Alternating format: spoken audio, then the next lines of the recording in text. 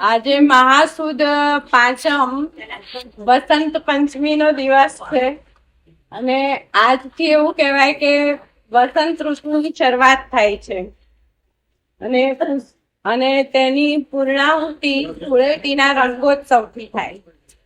પુષ્ટિ માર્ગીય સંપ્રદાયમાં પણ ડોલોત્સવ, ફાગોત્સવ બધું શરૂ થાય અને પુષ્પમાળાના હિંડોળામાં લાલજીને હિંચવવામાં આવે છે અને તેનું પરાકાષ્ઠા પણ ધૂળેટીના દિવસે ડોલોત્સવથી જ આવે છે.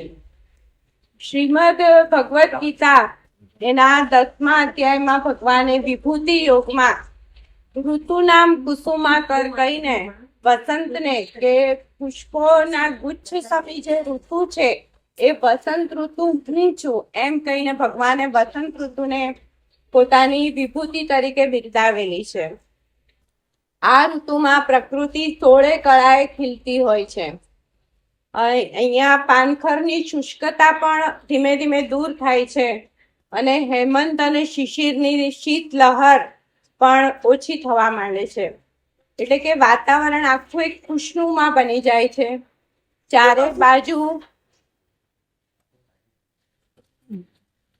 ચારે બાજુ રંગબેરંગી ફૂલોથી સૃષ્ટિમાં પણ એક અદ્ભુત નજારો જોવા મળે છે અને ફૂલોની એ સુગંધથી આખું વાતાવરણમાં માદકતા ઉમેરાય છે અને તેનાથી આપણું મન પણ પ્રસન્ન બને છે. બીજું, આ જ દિવસે માં શારદા, માં સરસ્વતી, જ્ઞાનની દેવી એ પણ પોતાના સિતારના તારને ઝંકૃત આ જ દિવસથી શરૂ કરે છે અને તેથી પહેલાના જમાનામાં બાળકોને સ્કૂલે આ જ દિવસથી મૂકવામાં આવતા હતા અને એવી કામના કરવામાં આવતી હતી કે માં સરસ્વતીના આશીર્વાદ આ બાળક પર જિંદગીભર આશીર્વાદ મળતા રહે. એની પાછળની આ જ કામના હતી. અને માં સરસ્વતી એટલે પણ જ્ઞાન, કલા, સાહિત્ય અને સંગીતની દેવી. અને આપણે વિચારીએ કે જો આપણા જીવનમાં જ્ઞાન ના હોય, કલા ના હોય, શોખ ના હોય, સાહિત્ય ના હોય, સંગીત ના હોય તો જીવનમાં કોઈ સ્વાદ જ ના હોય.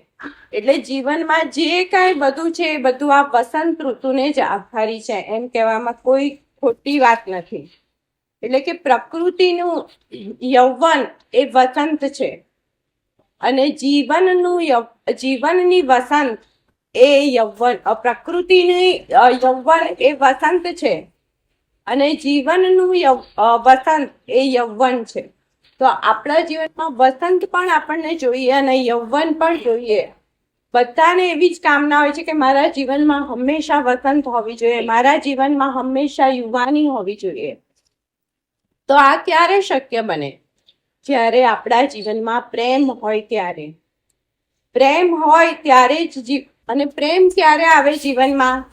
જ્યારે આપણા જીવનમાં ખુશી હોય, આનંદ હોય, ઉત્સાહ હોય, મસ્તી હોય ત્યારે જ આપણા જીવનમાં પ્રેમ ઊભો થાય છે. કોઈ મને ચાહે છે એ કલ્પનાથી જ આપણા જીવનમાં એક પ્રાણ પુરાય છે, જીવનમાં એક આનંદ ઊભો થાય છે.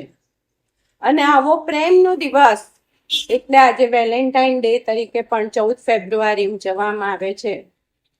3જી સદીમાં ઇટાલીના રોમ શહેરમાં સંત વેલેન્ટાઇન થઈ ગયા હતા અને એમણે એ વખતે ત્યાંના રોમન સામ્રાજ્ય, ત્યાંના રાજા ક્લોડિયસની સામે બળવો કર્યો હતો અને એ બળવાના વિરોધમાં રાજાએ તેમને નજરકેદ કર્યા હતા.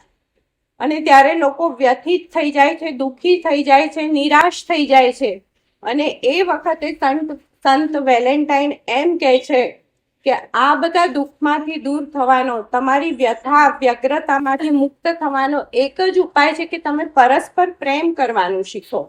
પ્રેમ જ બધા જ દુઃખોની દવા એ પ્રેમ જ છે. અને ત્યારબાદ 14 ફેબ્રુઆરીએ એમને મારી નાખવામાં આવે છે અને તેથી તેમની યાદમાં 14 ફેબ્રુઆરીએ આપણે વેલેન્ટાઇન ડે એટલે કે પ્રેમના દિવસ તરીકે ઉજવીએ છીએ. લોકો એનો વિરોધ કરે છે આજકાલ, પણ ખરેખર પ્રેમની આપણે પરિભાષા જ બહુ મર્યાદિત કરી દીધી છે એટલે લોકો પ્રેમનો વિરોધ કરે છે. આપણે પ્રેમને માત્ર રેડ ગુલાબ, રેડ ટેડી બિયર, ગિફ્ટ કે એમાં જ આપણે પ્રેમને બાંધી દીધો છે ને તેથી આપણે એનો વિરોધ કરીએ છીએ, પરંતુ ખરેખર તો પ્રેમનો અર્થ ખૂબ વિશાળ છે. ઈસવીસન 1947 ભારત અને પાકિસ્તાન છૂટું પડ્યું અને એ વખતે સરહદ ઉપર પણ ખૂબ જ તંગદિલી હતી. અને એ વખતે આપણા ભારતીય ટીમના મેજર સોમનાથ શર્માની આપણે વાત કરીએ તો એમનું ગળું પાણીથી સુકાતું હતું. પાણી વગર જાણે પ્રાણ હવે ટકી નહીં શકે એવી પરિસ્થિતિ હતી અને પાણીની બોટલ 2 ફૂટ દૂર જ હતી. છતાં પણ તેમણે વિચાર્યું કે જો હું પાણીની બોટલ લેવા જઈશ તો સામેવાળા લોકો મારી છાવણીનો, મારા સૈનિકોનો ખુરદો બોલાવી દેશે. અને તેમણે તત્ક્ષણ એક બીજો વિચાર કરી લીધો અને તેમનો હાથ 2 ફૂટ લંબાયો, પણ એ પાણીની બોટલ માટે નહીં, ગ્રેનેડ માટે. અને તેમણે એક છેલ્લા શ્વાસે, છેલ્લા પ્રાણે એક ગ્રેનેડ દુશ્મનોની છાવણી ઉપર ફેંકી દીધો અને પોતે શાંતિની ગાઢ ચીર નિંદ્રામાં પોઢી ગયા, પણ સાથે સાથે દુશ્મનોને પણ મૃત્યુશૈયા પર પોઢાડી દીધા. એમની પાસે એ વખતે રેડ રોઝ બી નહોતું કે રેડ ટેડી બિયર પણ નહોતું, પણ રેડ કલર તો હતો જ કે આજુબાજુ રક્ત રંજિત લાશોના ટુકડાઓ પડેલા હતા. અને તો શું આ એમનો પ્રેમ નથી? આ દેશ માટેની એમની નિષ્ઠા એ દેશ પ્રેમ જ છે. પ્રેમનું એક અલગ જ સ્વરૂપ છે. અને ત્યારબાદ મરણોત્તર આઝાદ ભારતના પ્રથમ પરમવીર ચક્ર એ મેજર સોમનાથ શર્માને એનાયત કરવામાં આવ્યું. તે જ રીતે આપણે જોઈએ તો આજથી 5 વર્ષ પહેલાની ઘટના, પુલવામામાં 40 જવાનોને આતંકવાદીઓએ ઠાર મારી દીધા હતા. અને આજે આપણે જોઈએ છે કે જ્યારે વેલેન્ટાઇન ડે આવે છે ત્યારે અઠવાડિયા પહેલાથી મેસેજીસ વિથ રેડ હાર્ટના ઇમોજીસ સાથે બધે ફોરવર્ડ થતા હોય છે. ગિફ્ટના રેપરો ચારે બાજુ આપણને દેખાય છે, ગિફ્ટ દેખાય છે અને કેટલાક તો કવિતા અને શાયરી પણ આપણને મેસેજોમાં દેખાય છે. તો શું ખરેખર માત્ર કવિતા, શાયરી, મેસેજ, એ ગિફ્ટના રેપર એ જ વેલેન્ટાઇન ડે છે? ના, તે વખતે જે જવાનો, કોઈકે એમ પણ કીધું છે કે જેની સાથે વૃદ્ધ થવાનો આનંદ માણી શકે એ પ્રેમ. પણ આ જવાનો, જે 40 જવાનો ઠાર થયા આર્મીના, એમણે તો વૃદ્ધત્વ જોયું જ નહોતું. તો શું તેમના દિલમાં પ્રેમ નહોતો? પ્રેમ હતો. તેમની પાસે કોઈ ગિફ્ટનું રેપર નહોતું, પરંતુ તેમનું આખું બોડી તિરંગામાં રેપ કરીને આવ્યું, એ પણ દેશ પ્રત્યેનો પ્રેમ જ હતો. તો પ્રેમ આપણે માત્ર પ્રેમી અને પ્રેમિકા સુધી જ સીમિત કરી દીધો છે. યુવાન અને યુવતી સુધી જ આપણે પ્રેમને સીમિત કરી દીધો છે. પરંતુ પ્રેમ તો આકાશ જેવો અનંત છે. પ્રેમ તો અગ્નિ જેવો તેજસ્વી અને આપણને હૂંફ આપે છે. પ્રેમ તો પાણી જેવો પારદર્શક છે. એ ક્યારેય ડ્યુઅલ પર્સનાલિટી પ્રેમમાં હોય જ ના શકે. પ્રેમ તો પવન જેવો અદ્રશ્ય છે, ક્યારેય પ્રેમનું પ્રદર્શન હોય જ ના શકે. અને એ પ્રેમ પૃથ્વીની જેમ આપણને પોષી રહ્યો છે.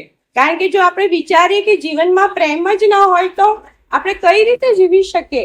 એટલે કે પ્રેમ આપણને ધરાની જેમ ધારણ કરે છે, પરંતુ એ પ્રેમના અર્થની વિશાળતા આપણે સમજવાની છે.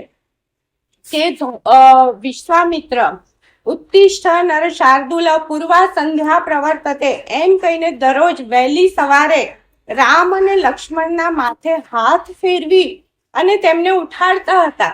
તો તેમના સાદમાં જે આત્મીયતા છે, જે વત્સલતા છે, એ પણ પ્રેમ જ છે. તે જ રીતે ઘોર અંધારી એક મેઘલી રાતે મુશળધાર વરસાદ વરસી રહ્યો છે.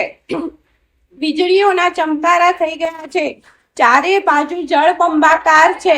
અને એવી રાતે ધૌમ્ય ઋષિ પોતાના પ્રિય શિષ્ય આરુણીને શોધવા માટે કેડ સમાના પાણીમાં ફાનસ લઈને નીકળે છે. અને એ બોલે છે કે બેટા આરુણી તું ક્યાં છે? બેટા આરુણી તું ક્યાં છે? તેમના આ સાદમાં છુપાયેલી વ્યગ્રતા એ પણ પ્રેમનું જ સ્વરૂપ છે. પરંતુ આપણે હંમેશા એમ જ વિચારીએ કે પ્રેમની ક્વોલિટી નક્કી કરી નાખીએ કે પ્રેમમાં તો ટોલરન્સ હોવું જોઈએ, પ્રેમમાં તો પ્રતીક્ષા હોવી જોઈએ, પ્રેમમાં તો કોઈ અપેક્ષા ન હોવી જોઈએ. આ બધું સમજાવવાથી પ્રેમ થાય જ નહીં. પ્રેમ થાય ને ત્યારે આપોઆપ આ બધું આવી જતું હોય છે. એક 18 થી 22 વર્ષની યુવતીની આપણે વાત કરીએ કે એણે અત્યાર સુધી ખારું અને તીખું જ ખાધું. એ એમ જ કે મને તો મ્યુઝિક મોટેથી જ સાંભળવું ગમે, એ એમ જ કે મને તો આ સ્ટાઇલથી જ ઊંઘવું ગમે. અને એક ક્ષણમાં જ્યારે માતા બની જાય છે ત્યારે આપોઆપ એની પ્રાયોરિટીઝ બધી જ બદલાઈ જાય છે. આ પણ પ્રેમ છે. પ્રેમ, ભરતનો પ્રેમ આપણે વિચારીએ કે રામના વનવાસ પછી ભરતના જીવનમાં શૂન્યાવકાશ આવી ગયો હતો, કશું જ ગમે એવું નહોતું, પરંતુ છતાં પણ રામ એને પોતાનું કર્તવ્ય સોંપે છે અને પૂરી નિષ્ઠાથી એ કર્તવ્ય 14 વર્ષ નિભાવે છે. આ એક બોન્ડિંગ એ પણ પ્રેમ જ છે. લક્ષ્મણ પત્ની ઉર્મિલા, એણે કદાચ ક્યારેય આઈ લવ યુ એવું લક્ષ્મણને કીધું જ નહીં હોય, અને છતાં તેનો પ્રેમ તો પ્રેમની પરાકાષ્ઠા જેવો છે કે પોતાની બધી જ પસંદગી, પોતાના વિચાર, પોતાના આચાર, એ બધી જ વસાહતને કડડભૂસ કરી નાખી અને માત્ર ને માત્ર લક્ષ્મણને ગમે છે એ જ ગમાની પર એક મૌનની ઇમારત આખી આયખામાં એણે ચણી દીધી. ક્યાંય કોઈ દલીલ નહીં, કોઈ ફરિયાદ નહીં, કોઈ તકરાર નહીં, કોઈ માંગણી નહીં. આ પ્રેમ નથી શું? એટલે કે પ્રેમની પરિભાષા જ અલગ છે. આપણે હંમેશા વિજાતીય સંબંધ હોય એમાં માત્ર શારીરિક આકર્ષણ જ જોતા હોય છે, પરંતુ એ શારીરિક આકર્ષણથી ઉપર પણ ક્યારેક કશું હોય છે એ જોવાની આપણે નજર કેળવવાની છે. જ્યારે જિંદગીના રસ્તાઓ ફંટાઈ જાય છે ત્યારે સંબંધને સમજીને, સ્વીકારીને અમિતાભ અને રેખાની જેમ માત્ર એ સંબંધોની મીઠાશને ચગડાવતા માત્ર રિલેશનશીપની મેમરી લેન પર જ ચાલી અને બંનેની જિંદગી દિશામાં ફંટાઈ જાય છે. આ શું પ્રેમ નથી? અમૃતા પ્રીતમ અને ઇમરોઝ, એના પ્રેમીની વાત આપણે કરીએ તો અમૃતા પ્રીતમ એક ખૂબ જ ફેમસ લેખિકા હતી. પદ્મ વિભૂષણ, પદ્મશ્રી અને સાહિત્ય અકાદમીના એવોર્ડ એને મળેલા હતા. એક મોટી સેલિબ્રિટી હતી. દરરોજ પાર્ટી અને ફંક્શનો હોય છે એને. અને ઇમરોઝ એક સામાન્ય માણસ હતો. એને ક્યારેય એવી પાર્ટીઓનું ઇન્વિટેશન હોય જ નહીં, છતાં પણ જ્યારે પણ અમૃતાને જવાનું હોય કોઈ પાર્ટીમાં ત્યારે પોતાની જૂની ફિયાટ ગાડીમાં એ અમૃતાને ત્યાં ડ્રોપ કરતો અને પોતે 3 થી 4 કલાક બહાર સ્ટ્રીટ લાઇટમાં બેસીને પુસ્તક વાંચતો અને પોતાના પ્રેમના પુરાવા આપતો. અને સૌથી અગત્યની વાત તો એ હતી કે અમૃતા ઇમરોઝને ચાહતી જ નહોતી, છતાં પણ એ જે નકાર છે એને પણ સન્માનપૂર્વક સ્વીકારી અને તેમણે પ્રેમ કર્યો હતો. એટલે કે આ બંને કિસ્સામાં જોઈએ તો તેઓએ પ્રેમ પામ્યા નથી, પ્રેમ જીવી ગયા છે. એટલે કે પ્રેમ એ જીવવાની વસ્તુ છે, પ્રેમ એ જીરવવાની વસ્તુ છે. પ્રેમને આપણે એટલો છીછરો બનાવી દીધો છે કે આજે લોકો એનો વિરોધ કરે છે, પરંતુ વિચારો કે જો જિંદગીમાં પ્રેમ જ નહીં હોય તો તમે કઈ રીતે જીવી શકશો? પરંતુ એટલું પણ યાદ રાખવાનું કે લાઈક અને ડિસલાઈક એનો ડેટાબેઝ એટલે પ્રેમ નથી. ફેસબુકના ફોલોવર્સની સંખ્યાનો સરવાળો વધે ને એનાથી મને આનંદ થાય એ પણ પ્રેમ નથી.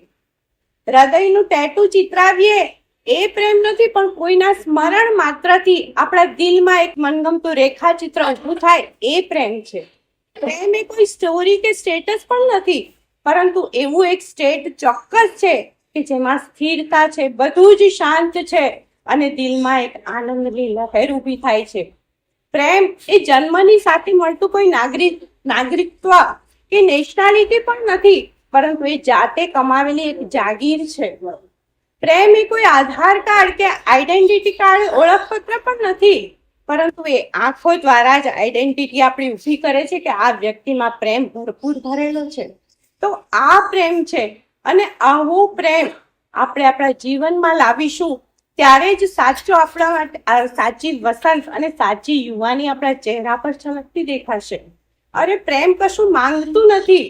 જે વ્યક્તિની અદા ઉપર આપણે ફિદા હતા એ જ વ્યક્તિના પોસ્ચરમાં જે પાર્કિન્સન્સ આવી થાય છતાં પણ એની સામેથી ઉઠવાનું મન ના થાય ને એ પ્રેમ છે. તો આ પ્રેમને આપણે આપણા જીવનમાં લાવીએ, સાચી વસંત ઉજવીએ અને આપણા જીવનને પણ સદા યુવાન બનાવીએ પ્રેમથી.